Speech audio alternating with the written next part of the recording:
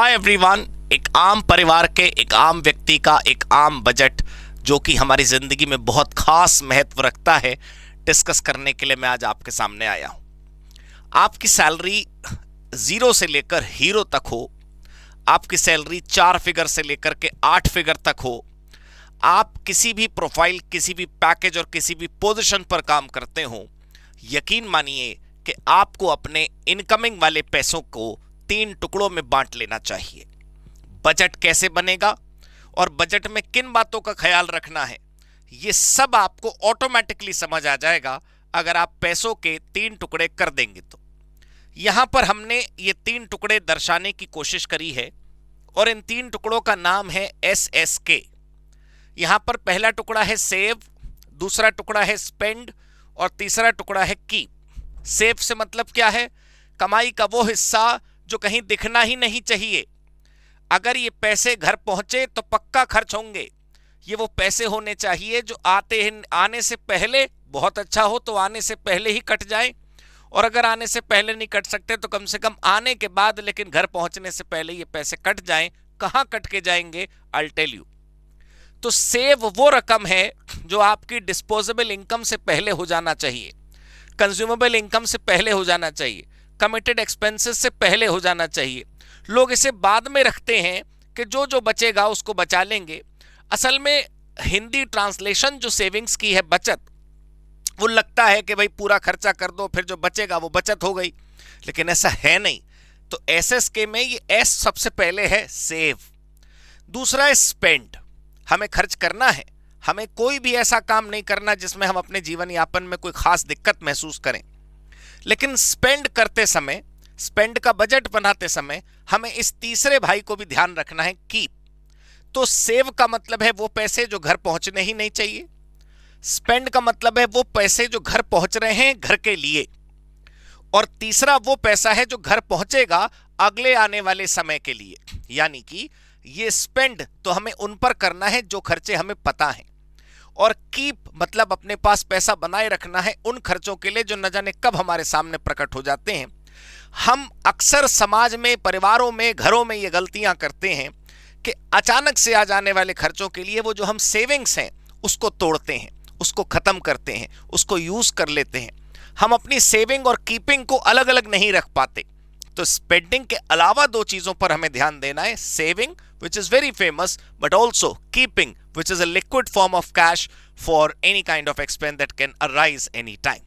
मैं अब एक एक करके आपको बताता हूं। सबसे पहले हमारे पास है SSK का S, सेव। ये मैंने जिस ऑर्डर में लिखा है उसी ऑर्डर में आपको इन्वेस्टमेंट और सेविंग्स करने की कोशिश करनी चाहिए। मैं ये बिल्कुल नहीं कह रहा हूं कि मेरा बताया हुआ प्लान ही फूल प्रूफ है, मेरा बताया हुआ प्लान ही बिल्कुल आपको रिचनेस की सीढ़ियों पर चढ़वा देगा, लेकिन हाँ, इसी कंजर्वेटिव अप्रोच के साथ हमें चलना चाहिए if we are starting on this savings. Insurance penetration हमारे देश में बहुत कम है। अब आपको लगेगा हमारा सैलरी पैकेज कम है तो हम तो पहले घर में कॉन्ट्रीब्यूशंस करेंगे, इंश्योरेंस की कैसे सोचें, गोल्ड इन्वेस्टमेंट की कैसे सोचें, फिक्स्ड डिपॉजिट, रिकरिंग डिपॉजिट तो बहुत दूर की बात है, म्यूचुअल फंड, SIP तो भाई बड़े लोग करते हैं। आपको ये बात ध्यान रखनी ही चाहिए कि ये वो पैसे थे जो घर पहुंचे ही नहीं। फॉर एग्जाम्पल, किसी का सैलरी पैकेज 20,000 रुपए है और 20,000 का 10% उसने डिसाइड करा कि वो सेविंग्स में रखेगा, तो वो यही अज्यूम करे कि उसकी सैलरी है ही 18,000 रुपए। तो अगर आपका सैलरी 50,000 रुपए है और आप 10% उसमें से सेव करना चाहते हैं तो आप 45 के हिसाब से बजटिंग करिए ना। बजटिंग होती ही गलत अमाउंट की है तो फिर कलेश ही होगा। अब यहां पर आपने देखना है कि सबसे पहले अपनी जीवन को सिक्योर करना है, जीवन बीमा से और स्वास्थ्य बीमा से। जो लोग ये कहते हैं कि उनके पास बिल्कुल पैसे नहीं, वो बीमारियों में कई लाख रुपए खर्च करने पर अपने मित्रों से कहते हैं कि क्या बताऊं भाई, इतने लाखों रुपए खर्च हो गया, मैं ही जानता हूं कैसे किया। अरे तो क्यों करना है ये लाखों का खर्च? जीवन बीमा, स्वास्थ्य बीमा सबसे पहले, और आजकल तो मंथली बिकता है, ठीक। दूसरा, म्यूचुअल फंड में SIP which can be done even by 100 rupees, 250 rupees, 500 rupees. आजकल इतने पेमेंट एग्रीगेटर है कि अब आपका कोई बहाना नहीं चलेगा कि मैं 5,000 रुपए की SIP होती है भाई, 100 रुपए की तो हो ही नहीं सकती। Traditional fixed deposit, recurring deposit, government scheme. दोस्तों, भारत सरकार की ऐसी ऐसी स्कीम्स हैं जिसमें आप 500, 1000, 1500 भी जमा कर सकते हैं। आप सोचेंगे कि 10,000 रुपए या 5,000 रुपए या इवन 2,000 रुपए की कौन सी डिपॉजिट स्कीम्स होती है। आप जाइए, पता करिए। आप इस संकोच में मत रहिए कि मैं 1500 रुपए की स्कीम लेने के लिए क्या पोस्ट ऑफिस जाऊंगा। वो 1500 पता नहीं कब कितने लाख हो जाएंगे। भाई, you have to start, right? And starting किसी भी पॉइंट से की जा सकती है, उसमें सोचने की क्या बात है। उसके बाद यूनिटरी गोल्ड।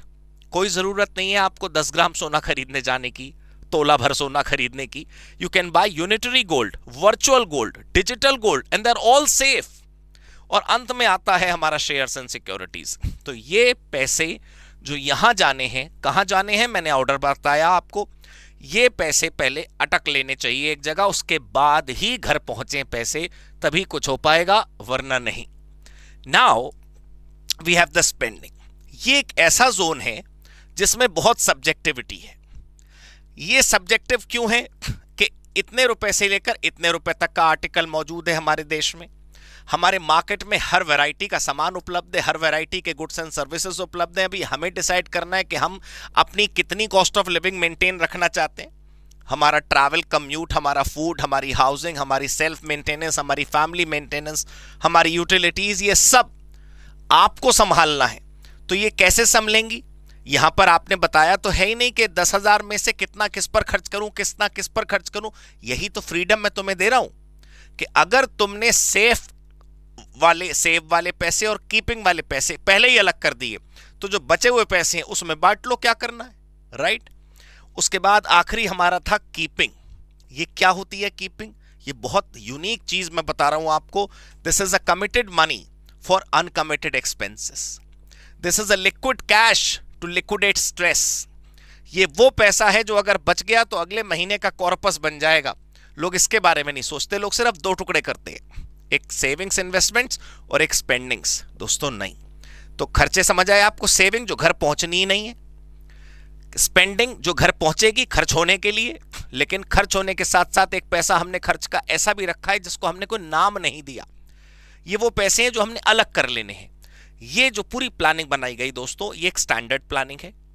इसके अंदर आपके खर्चे कम ज्यादा हो सकते हैं, आपका पैकेज, आपका सैलरी, आपका इनकम लेवल कम ज्यादा हो सकता है, आपके एरिया का cost of living standard pricing index up और हाई, अप और लो हो सकता है, अप एंड डाउन हो सकता है, बट फंडामेंटल दोस्तों सच में सेम रहने वाला है। कहीं पर भी किसी के लिए भी आप इसको अप्लाई कर सकते हैं। ऑलराइट दोस्तों, thank you so much, god bless you, good bye.